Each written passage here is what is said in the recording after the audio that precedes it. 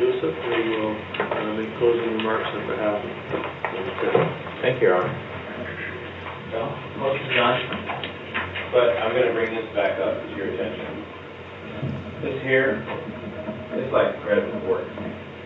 You know what they're trying to say today? Loan denied.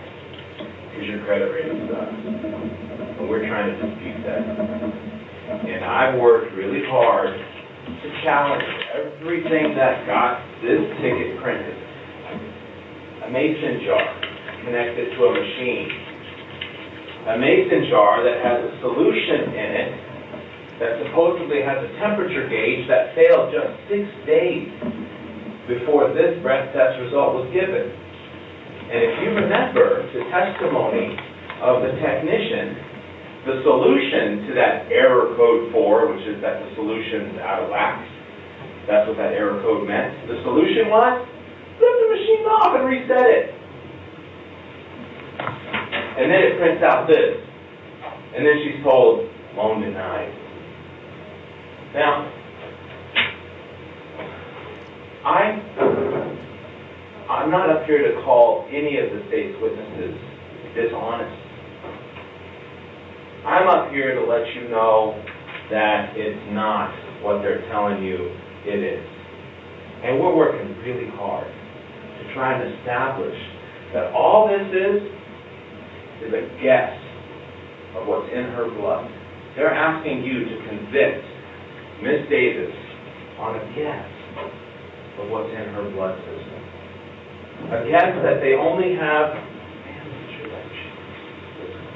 That was. What was it? Did it? It was okay. Well, you remember seeing that machine?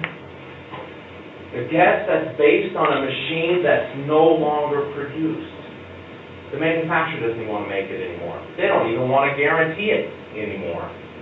Yet it's still, day after day, according to the testimony, spitting out results that they're asking you to convict people on.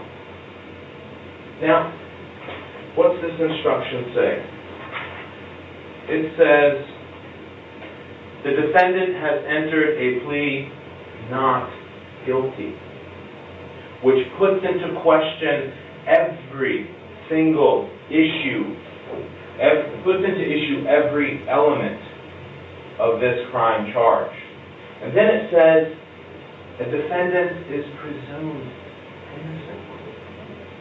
I mean, she doesn't have to do anything to show she's innocent. She's presumed innocent. And then it says, a reasonable doubt. That it says that the state has to prove this by proving, has to prove this beyond a reasonable doubt, and that a reasonable doubt is one for which a reason exists. So, I know it's late in the day, but let's think of it. Even though she doesn't have to do a thing, let's think of the reasons. Let's see. It had 7 error codes in 2000. Well, it had 1 service and 6 error codes in 2010, but only 1 in 2007. This machine's getting old. This machine's had the same error code over and over again. But even if you doubt this, the state's asking you to believe that she was affected by alcohol. On what basis? On the basis of some eye exam? Where the officer testified that flashing lights would throw the exam off? And the officer testified there were cars flashing by? You're going to trust that test? It's not even a pass-fail test. Or the one-leg stand where the trooper who had done it 300 times, about 300 times he says, had to wiggle just a little bit. But that test, you're going to trust that test for an indication by a woman who admits to the officer that she has a heart condition? Who shows up with his lights glaring behind her, a gun to his hip, and says, get out and do these tests? A woman with a heart condition in the evening, she's what?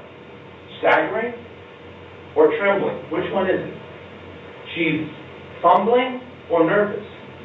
Which one is it? We don't have to prove beyond a reasonable doubt that she's trembling or that she's nervous. We just have to give you a reason. Actually, we don't even have to give you a reason. They have to prove beyond a reasonable doubt. Now, I can put a list up there, and we can go through the horizontal gaze and the stagnant. And I could say to you, the light going by. I could say to you that on the one-leg turn, on the one-leg stand, that she was nervous. Say to you that, or it's reasonable to believe, that someone in her position would be nervous with a heart condition. I could say to you on the walk and turn, that it's reasonable if you don't practice this 300 times, you might stumble. I might say to you that if you have to lean on your door to get out of your car, that it's reasonable. Even the trooper used the edge of that witness stand to help get himself up. Nobody's accusing him of being impaired. Nobody's asking him to take a breath test. So, what do we have? It says that in instruction number 7, in determining the accuracy and reliability of a breath test, you may consider the testing procedures used. Well, those testing procedures, they have to be changed. And that's evidence they don't always get it right. They like to believe they always get it right. But they admitted they had to change it. They admitted they didn't even bother to get accredited for some period of time. Granted, they got accredited, but even by then, that machine, the people that were not following the procedures did not get fired. The machine that is no longer under warranty didn't get replaced. They flipped it off, flipped it back on. Now, if that solved the problem, why would the same error come up a month later or 2 months later, and then again, and then again? I don't think we have to do anything, but I think we've done a lot. And I just need to find that there is a reason for that. Thank you, Ms. Brown, any further?